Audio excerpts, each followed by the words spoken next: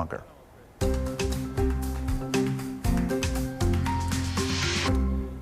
Now to the state capitol, where lawmakers are looking for Governor Evers' approval on the state budget. Plus, the debate over Wisconsin's election commissioner heats up. CBS 58's Emily Fannin, WisPolitics editor J.R. Ross discuss in Capitol Connection. JR, lawmakers reached their final hurdle this week in passing the state budget. It would spend about $98.6 billion over the biennium, and it took quite a long, lengthy debate for us to get this passed. But there was overall themes that we heard from both sides. Democrats painted a very different picture, so did Republicans, about what this budget means for Wisconsinites. From Republicans, they touted it as a historic investment, like the $3.5 billion income tax cut plan, $1 billion for schools, more money for private school, voucher schools as well. Meanwhile, Democrats, the overall theme was this was a missed opportunity. They thought lawmakers could have used the $7 billion projected state surplus to invest in a host of a variety of things, child care, more money for education. But looking at the raw numbers, I said this spends nearly $100 billion over the next 2 years, and that's quite a bit of money compared to some other past years. Well, just compared to the kind of current budget ends June 30th, it's about a 12% increase. And that's for two reasons. One, there was an almost $7 billion surplus to start the process they look to spend. And two, Governor Evers pulled Republicans to spend more. And that's part of an overall thing here.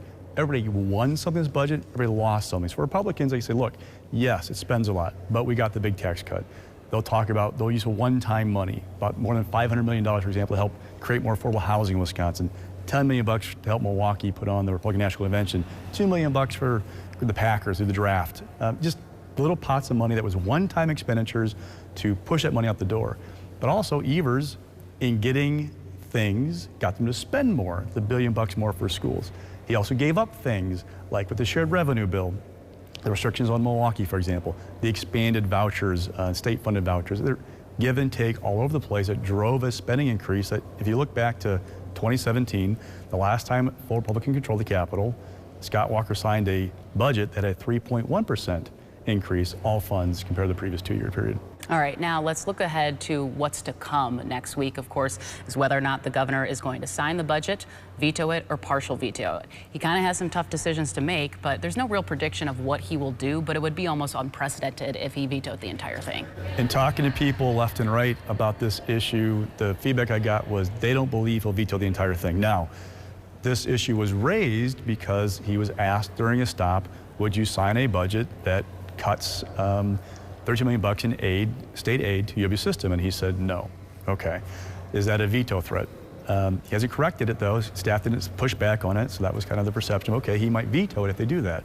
Now, what the Finance Committee did was they took that $32 million and they cut it, but they put it aside and said, you can come back and ask for it if you're nice and show us you want to use it for things that boost the workforce. So there's an out there. And two, there's so much that Evers got in this document. How do you veto a thing that increases spending for schools, that has a big boost in shared revenue? I mean, all those things that are wins for him, it's hard to see him eliminating them. Now, what he likely will do is a partial veto authority. The governor can't write up spending amounts. He can't do things like that, but he can strike words. He can write down numbers. He can try and find ways to make this budget more palatable to him. The issue is, one, how creative can he be?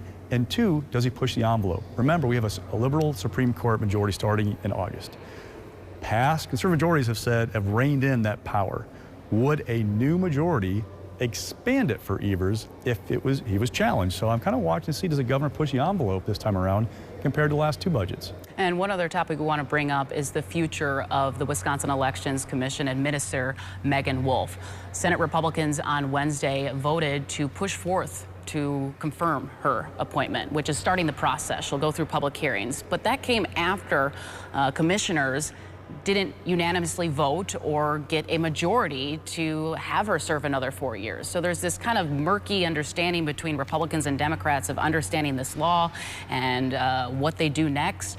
But they're basically on two different pages here on whether or not she will continue to serve. Oh, I want to know a couple things. One, when's the legal fight going to start?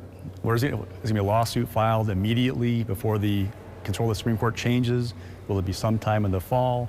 How's that going to play out? Who's going to decide in charge? And two, how does it affect the view of Wisconsin elections nationally? We are one of 4 or 5 states going to matter in 2024, the presidency. if we don't have a confirmed administrator, or we have questions about who the administrator should be, or if there's a lawsuit going on, how is the confidence nationally in Wisconsin elections going to be with that mess going on? So it could feed the conspiracy theorists who go, something's wrong in Wisconsin, and say, aha, there's something amiss there. Also, if you're a Republican, you've had Megan Wolf as the boogeyman for the last couple of years to say she's to blame for what happened in 2020, even though, for the most part, she's carrying out the commission's wishes. The commission voted, said you do this, and she did it. If it's a Republican appointee, if lawmakers have this option to appoint somebody, and it's a close election again in 2024, and Republicans lose again, it's their person who's in charge. How do they explain away that loss? A lot of questions that would remain to be answered. All right, that will do it for this week. Thanks so much for joining us. Let's head back to the